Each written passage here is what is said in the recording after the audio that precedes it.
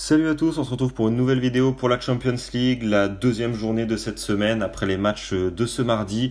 Petit bilan d'ailleurs sur les pronos que j'avais mis ce mardi, les deux combinés sont passés. Il n'y a que le prono en simple qui n'est pas passé. Donc le premier combiné c'était Ajax ou nul et nul ou Juventus. L'Ajax gagne à 0, la Juve gagne à 0. Le pari passe tranquillement, pas de souci. Deuxième combiné, j'avais dit Valence ou match nul et moins de 5 buts dans le match. Valence a fait match nul, un but partout, donc le prono qui passe. Et avec ça, j'avais mis du coup Hoffenheim-Lyon, les deux équipes marquent, il y a eu 3-3, donc c'est largement passé. Les deux combis sont passés, et le match en simple, c'était le Shakhtar met au moins un but dans son match contre Manchester City. Le Shakhtar s'inclinait 3-0. Ils ont eu une dizaine d'occasions, seulement 2 tirs cadrés. Gros manque de précision devant le but, et voilà, finalement ils s'inclinent 3-0, donc le prono qui ne passe pas. Je vous rappelle que si vous n'avez toujours pas BetClick et que vous souhaitez vous inscrire, il y a une offre de bienvenue avec votre premier pari jusqu'à 100 € qui est remboursé si perdant. Et si vous vous inscrivez avec mon code parrainage MaximeKRCZ, vous pouvez aller jusqu'à 110 € de remboursé si perdant. Ensuite, sur Snapchat, bon pour l'instant j'ai le temps de faire des vidéos quasiment tout le temps, donc je mets pas trop de pronos sur Snap. Mais dès que j'aurai pas trop le temps de faire des vidéos, je mettrai mes pronos sur Snap. N'hésitez pas à me suivre, Maxime Prono. Et c'est parti pour du coup les matchs de ce mercredi. Donc j'ai choisi 4 matchs. Je ferai aucun combiné pour ce mercredi. Je vais jouer les 4 matchs en simple. Et donc c'est parti avec le premier match et donc la deuxième équipe française de cette Champions League qui se déplace à Bruges. Il s'agit de Monaco. Alors au niveau de l'analyse de ce match, c'est les deux équipes qui sont tout en bas de la poule. Ils sont tous les deux à 0 points celle-ci, enfin dans cette poule. Et là, c'est clairement la troisième place qualificative pour l'Europa League qui va se jouer dans cette double confrontation entre ces deux équipes. Bruges, ils n'ont pas été trop décevants, ils étaient pas loin de prendre un point à domicile contre Dortmund. Malheureusement, ils ont pris un but en toute fin de match, ils se sont inclinés 1-0. Et ensuite, en déplacement sur la pelouse de l'Atlético Madrid, ils se sont logiquement inclinés 3-1. En championnat, ils sont deuxième, et même s'ils restent sur une défaite à l'extérieur et un nul à domicile, ils restent très solides sur leur terre cette saison, 6 victoires, un nul et une défaite seulement, donc la défaite c'était contre Dortmund justement. Alors que de son côté, Monaco pour eux c'est la descente aux enfers. Sur les 11 derniers matchs, ils ont fait seulement 2 matchs nuls pour 9 défaites, dont une série actuelle là, de 5 défaites consécutives. C'est vraiment la catastrophe là pour Monaco. Et ce week-end, ils se sont de nouveau inclinés du coup à Strasbourg, 2-1. En plus de ça, il y a Falcao qui s'est blessé lors de ce match. Il a rejoint les absents monégasques déjà assez nombreux, notamment Benaglio, Subasic. Donc ça sera le troisième gardien de Monaco qui va jouer, Ronny Lopez, etc. Donc pour moi, le mieux que Monaco puisse espérer dans ces conditions, ça serait un match nul. Il faut avant tout défendre solidement pour éviter de prendre un but tôt dans le match et garder un petit peu espoir. Ça va quand même être très compliqué, ils sont en manque de confiance, ils ont des joueurs importants qui sont plus là. C'est vraiment la crise à Monaco. Je pense que Thierry Henry va surtout devoir se concentrer sur la Ligue 1 cette saison pour sauver Monaco et complètement abandonner l'Europe, que ce soit même l'Europa League. Je pense qu'il faut vraiment mettre l'Europe de côté cette année pour Monaco et se concentrer sur son championnat pour sauver un petit peu la mise en championnat. Donc je pense que ça va être un match assez fermé, je vois pas une ribambelle de but, avantage à Bruges quand même au vu de tous ces éléments là, et une équipe de Monaco qui est complètement différente de celle de l'année passée. Donc mon prono va être le suivant, Bruges joue match nul et moins de 5 buts dans le match. La cote est plutôt jolie à 1,6. Après, en fun, vous pouvez toujours essayer de mettre la victoire de Bruges en sèche. Donc ils sont donnés favoris par les bookmakers. Les cotes sont vers les 2,1, 2,2, quelque chose comme ça. C'est possible aussi. Pour moi, je vois vraiment Bruges s'imposer à 75%. Et les 25% qui restent, c'est un match nul. Je vois pas du tout Monaco aller s'imposer à Bruges dans les conditions actuelles de l'équipe. Donc ça sera ce prono pour le premier match. Deuxième match et un des premiers gros chocs de cette semaine de Champions League, le Barça qui accueille l'Inter Milan. Donc très gros match dans cette poule où les deux équipes ils ont chacune remporté leurs 2 premières rencontres, ils sont tous les deux à 6 points. Donc là c'est clairement une option pour la première place, c'est une très très grosse option pour la qualification qui se joue.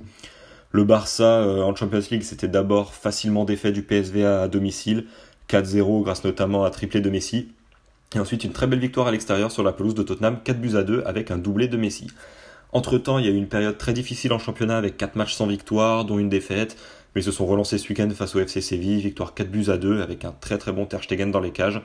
Mauvaise nouvelle, c'est que Messi s'est blessé et il a rejoint les deux défenseurs Umtiti et Vermaelen à l'infirmerie. De son côté, l'Inter de Milan, ils sont sur une forme étincelante en ce moment, ils restent sur 7 victoires consécutives. dont deux retournements de situation en Champions League, menés 1-0 face à Tottenham. Ils ont renversé le match dans les 10 dernières minutes pour s'imposer 2-1. Et pareil contre le PSV, sur la pelouse du PSV, ils étaient menés 1-0 et ils se sont finalement imposés 2-1 également. Ce week-end, ils ont remporté leur derby à domicile face au Milan AC 1-0. Très grosse confiance pour l'Inter et très grosse forme.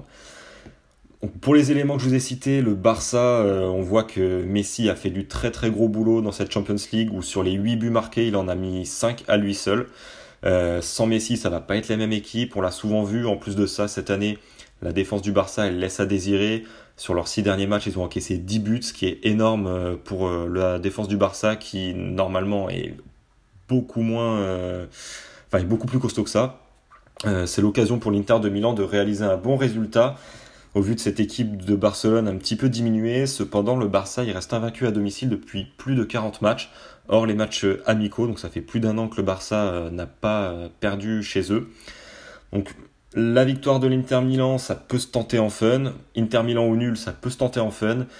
Mais même avec Messi qui est pas là, avec une défense qui prend pas mal de buts quand même cette saison, je préfère la jouer safe.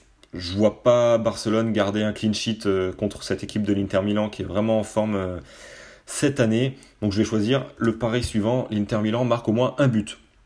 Il y a très forte chance qu'ils en mettent au moins un. Après, je sais pas si le Barça va gagner 2-1, si le Barça va perdre 2-0, s'il va avoir un but partout, 2 buts partout. J'ai aucune idée du déroulé de ce match et je saurais pas vous dire qui va gagner ce match. Mais en tout cas, la confiance que j'ai, c'est que l'Inter Milan va au moins marquer un but. Donc ce sera tout pour ce deuxième match. Ensuite, le troisième match, Dortmund qui accueille l'Atlético de Madrid. Dortmund, ils sont vraiment en feu dans ce début de saison, invaincus toutes compétitions confondues. Sur leurs 13 matchs, ils ont 11 victoires et 2 nuls.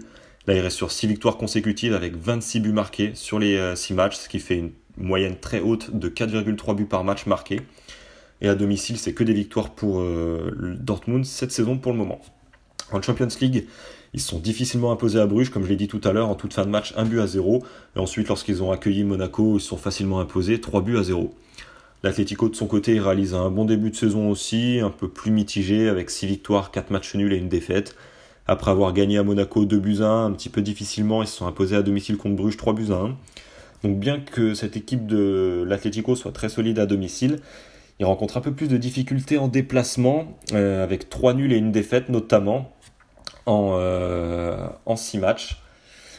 Sachant que une de leurs 2 victoires qu'ils ont eues à l'extérieur, c'était à Monaco et c'était sur le fil 2-1. Et ce week-end, ils ont de nouveau été tenus en échec sur la pelouse de Villarreal, un but partout. Donc, au vu de ces éléments, pour moi, Dortmund a vraiment les moyens à domicile, soutenu par son public, face à une équipe de l'Atlético qui a un peu plus de mal en déplacement, de faire un bon résultat. Il peut avoir un match nul car l'équipe de l'Atlético, c'est quand même une équipe qui a de l'expérience en Europe, qui est quand même assez costaud défensivement.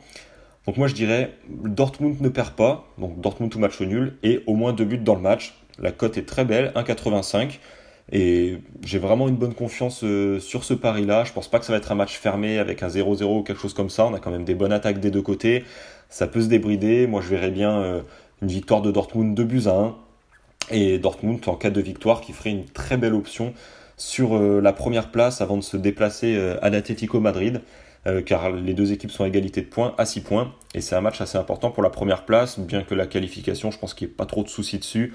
Bruges et Monaco semblent pas du tout inquiétants dans cette poule pour ces deux équipes. Et enfin, le dernier match, celui qu'on va sûrement tous regarder demain soir, c'est le PSG qui accueille Naples. Donc comme on peut le voir, j'ai misé sur la victoire du PSG. Le PSG est donné largement favori par les bookmakers. Mais je vais vous expliquer un petit peu mon analyse pour ce match-là. Donc tout d'abord, le PSG, ils sont exceptionnels cette saison. Ça, tout le monde le sait, tout le monde le voit. À part sa défaite 3-2 à Liverpool, où même s'ils en ont marqué 2, ils n'ont vraiment pas fait un bon match, le PSG. À part ça, donc c'est un total de 12 victoires sur les 12 autres matchs qu'ils ont joués cette année. Surtout à domicile où ils écrasent tout et plus le temps passe, plus ils marquent de buts. En attesté par leur dernière victoire, 6-1 contre Belgrade, 5-0 contre Lyon, 5-0 contre Amiens. Donc bon, vous pouvez me dire, ouais, c'est Belgrade, c'est Amiens, mais Lyon c'est quand même une des meilleures équipes en France. Ils ont réalisé un très très gros match à Paris, et malgré ça, ils sont quand même pris 5-0. Donc c'est pour vous dire la force de Paris, même quand ils sont en difficulté, on l'a vu en première mi-temps où Lyon a vraiment bousculé Paris, Ils ont quand même les ressources à domicile pour enchaîner les buts par la suite avec un Mbappé surtout qui est en feu en ce moment. Naples de son côté, ils sont costauds, ils réalisent une bonne saison également, 8 victoires, 1 nul et 2 défaites. Et bien qu'ils soient très bons sur leur terre, donc 5 victoires sur leurs 5 matchs à domicile cette saison, les déplacements sont un peu plus compliqués pour Naples quand même, avec une défaite 3-0 sur le terrain de la Sampdoria, un match nul très décevant sur la pelouse de Belgrade lors du premier match de Champions League, et une défaite 3-1 sur la pelouse de la Juventus. Le PSG, là, cette double confrontation est assez importante car Naples est premier avec 4 points, le PSG et Liverpool sont à égalité avec 3 points. Donc, comme je vous l'ai dit, Naples à domicile c'est très costaud. Le déplacement à Naples dans quelques semaines va être compliqué pour Paris. Donc là, Paris qui se doit de prendre les 3 points à domicile pour vraiment ne pas se mettre en difficulté par la suite avant de se déplacer à Naples et d'accueillir Liverpool. Pour moi, ils doivent gagner et ils vont le faire parce que Paris en Europe, même si on l'a vu à chaque fois qu'ils sont fait éliminer ou qu'ils ont réalisé de très mauvais matchs, c'était souvent à l'extérieur. Et à domicile, ils ont rarement déçu leurs supporters. On a pu le voir face au Barça, face au Real, etc. Paris a souvent réalisé de très bons matchs chez eux. Donc pour moi, ils vont battre cette équipe de Naples qui a du mal en déplacement cette année. Et je vois une victoire de Paris en sec, cote à 1,46. Ça sera tout pour les pronos de ce mercredi. Donc je vous rappelle là, tous mes screens de toutes les cotes là, que vous voyez au fur et à mesure, ils viennent d'un site, d'un autre bookmaker qui est un peu moins connu, c'est Melbet. Je vous mets le lien en description si vous voulez aller voir un petit peu ce qu'ils font. Donc ils ont souvent des cotes plus intéressantes, c'est pour ça que je passe par eux depuis quelques temps, plutôt que Unibet, Winamax ou les trucs un peu plus classiques. Donc n'hésitez pas à checker ce qu'ils font et si vous voulez vous inscrire dessus, il y a un bonus de 100% de votre premier dépôt, donc vous posez 60€, il y a un bonus de 60€ si jamais vous voulez jouer sur ce site-là aussi. Je vous dis bonne soirée à tous, bonne Champions League, bon match et à bientôt, ciao.